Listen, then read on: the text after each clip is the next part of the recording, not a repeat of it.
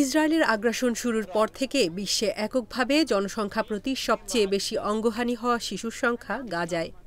ফিলিস্তিনি শরণার্থী বিষয়ক সংস্থা UNRW এর প্রধানের বরাতে এ তথ্য জানিয়েছে আনাদোলু এজেন্সি।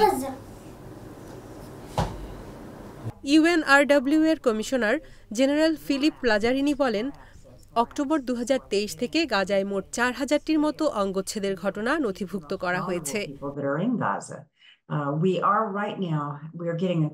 লাজারিনি সামাজিক যোগাযোগ মাধ্যম এক্সে লিখেছেন, শিশুদের উপর যুদ্ধের প্রভাব শুধু শারীরিক আঘাত বা অনাহারে সীমাবদ্ধ নয়, তাদের ক্ষত গভীর ও অদৃশ্য।